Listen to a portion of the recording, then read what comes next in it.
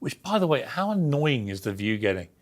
God, they're insufferable, that lot, aren't they? It's just a side effect. But if she didn't really know what was going on, right, which is what she's probably going to say later, I had no idea what my husband and his associates were doing. We'll wait and see what that is, but I think it's pretty freaking ironic. Sunny Hostin has never been one to mince words, and her latest remarks on The View proved no exception. The outspoken co-host ignited a firestorm when she accused Democrats of spinelessness for not walking out during Donald Trump's congressional address. Her impassioned critique didn't just ruffle feathers, it sent shockwaves across both sides of the political aisle. Sunny's voice rose above the usual din of daytime television, cutting through with a sharp-edged mix of frustration, indignation, and, many would argue, unfiltered truth. But if she thought her words would go unchallenged, she was sorely mistaken. Enter Speaker Mike Johnson, who wasted no time firing back with a scorching rebuttal that all but set the media landscape ablaze. Mr. Speaker, have you been discovered? Has Sunny Hostin discovered that the real motivation here, should you pass a baby bump tax incentive, is not to combat what looks like a very scary future of not just the U.S., but actually many countries across Western civilization, to reverse declining birthing rates, but actually what you're out there doing is trying to bring in new white babies? Sunny's take was blunt. Democrats were failing their base by refusing to stage a dramatic, visible protest against Trump's policies, especially after the controversial removal of Representative Al Green from the House chamber. Alone you can survive, but together you thrive, she declared, her voice tinged with disbelief and disappointment. They should have stood with him in solidarity. Her words weren't just an observation, they were a rallying cry, a call to arms for a party she believes has lost its fighting spirit. The response, however, was anything but unified. Critics pounced, accusing her of being divisive, inflammatory, even grandstanding.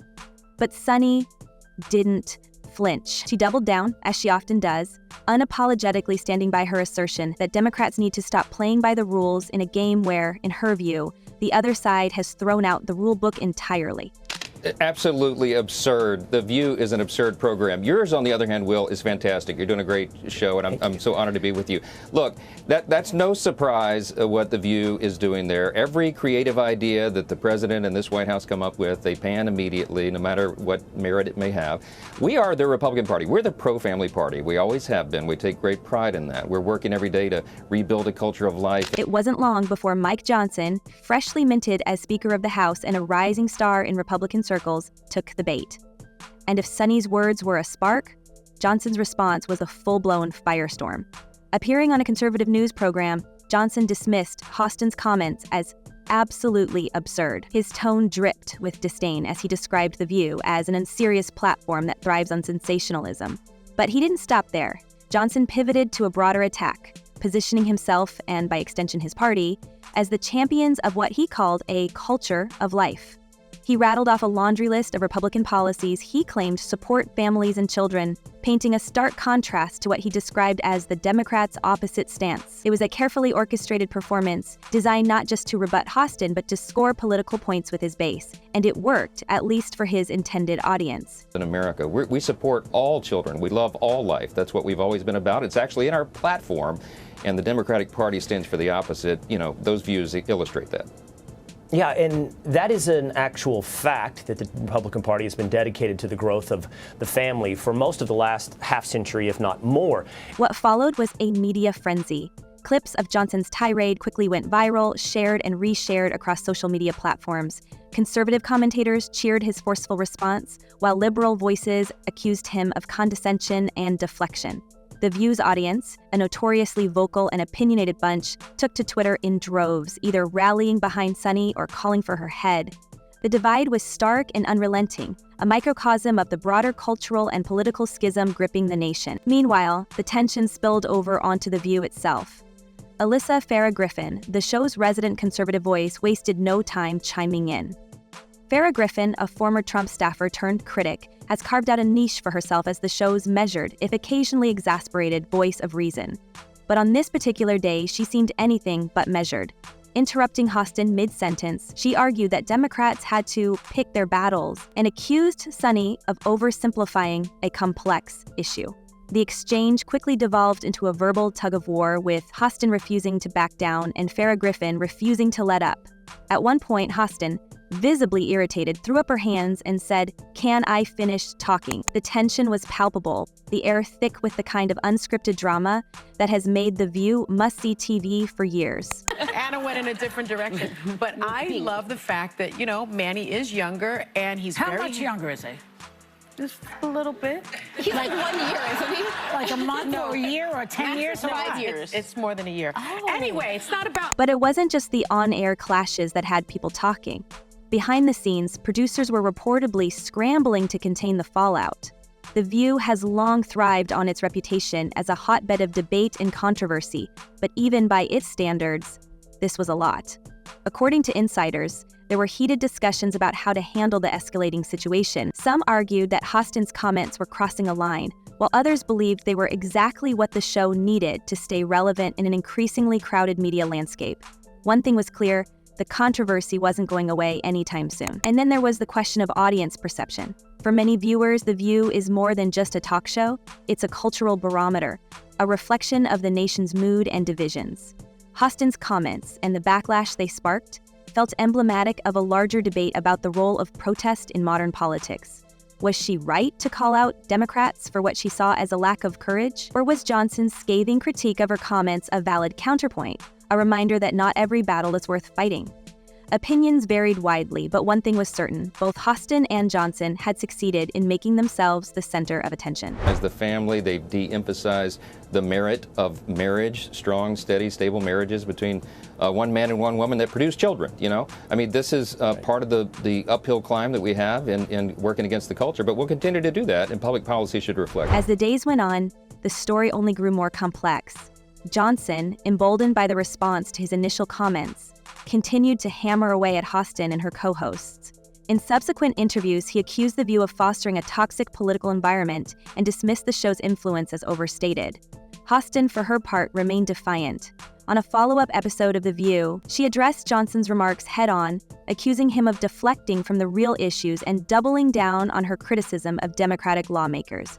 "If standing up for what's right makes me a target, then so be it," she declared, her voice steady but her eyes flashing with intensity. The media, of course, ate it up. Headlines blared with phrases like "Sonny v. Johnson" and "daytime drama meets political theater." Pundits debated the implications of the conflict, with some arguing that it highlighted the deep divisions within American society and others dismissing it as a distraction from more pressing issues.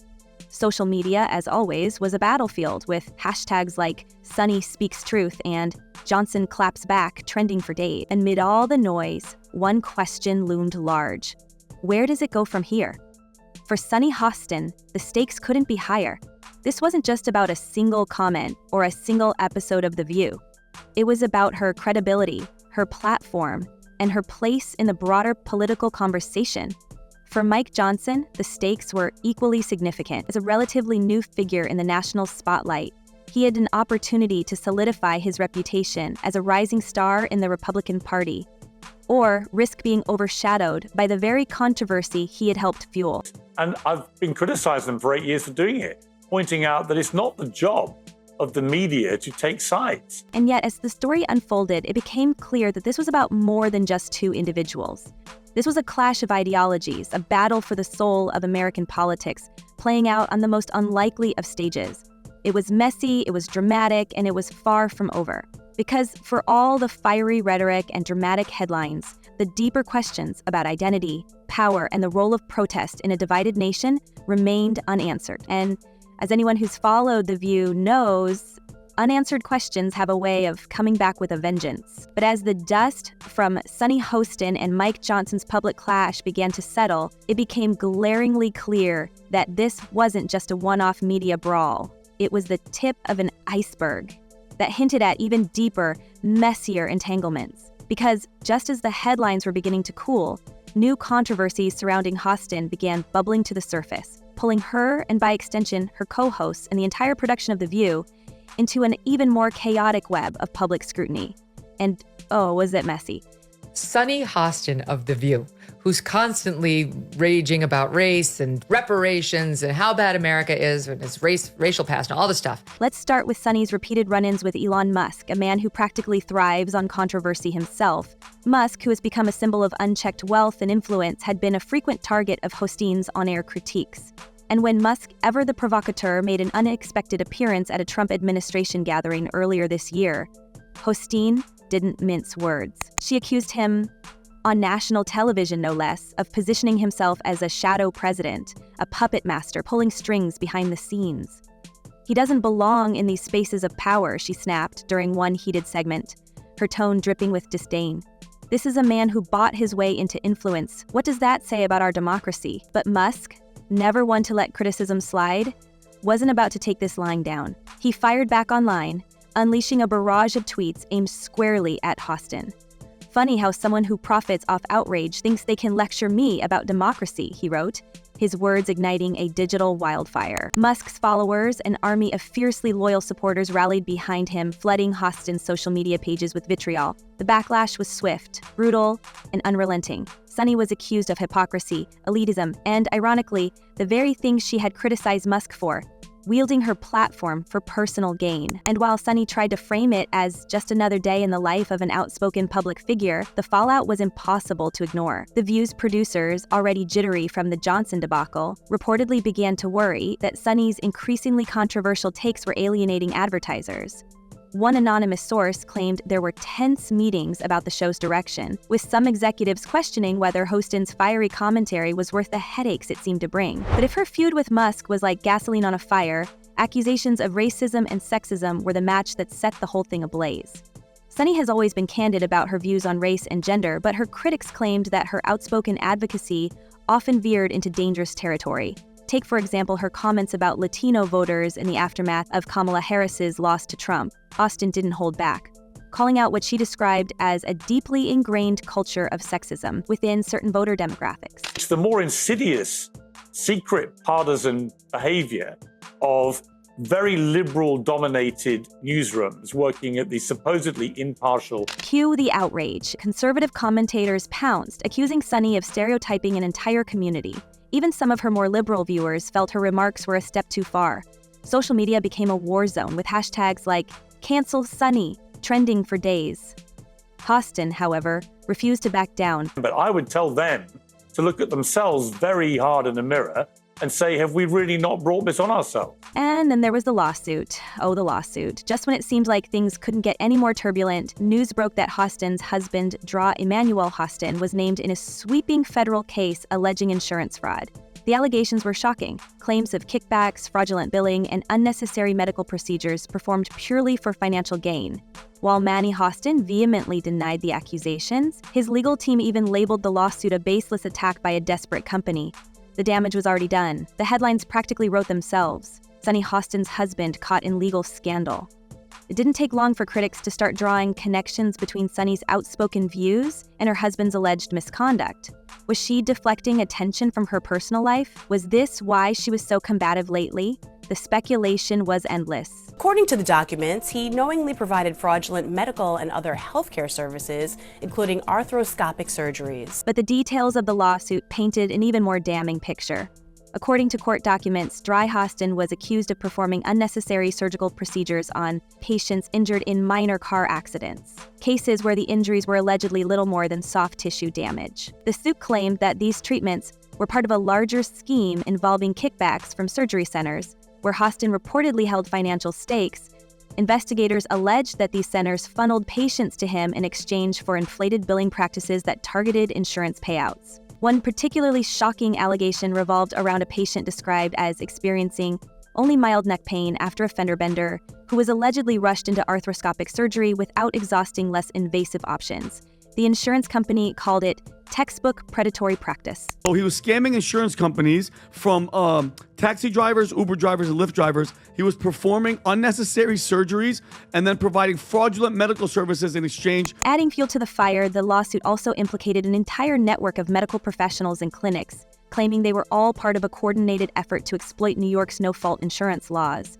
Dr. Hostin's name appeared alongside nearly 200 other defendants, surgeons, chiropractors, physical therapists, all accused of participating in what the plaintiffs described as a multi-million-dollar scheme. What made Manny's involvement particularly salacious, though, was the claim that he had personally profited from the very surgical centers he referred patients to, under the guise of legitimate medical care.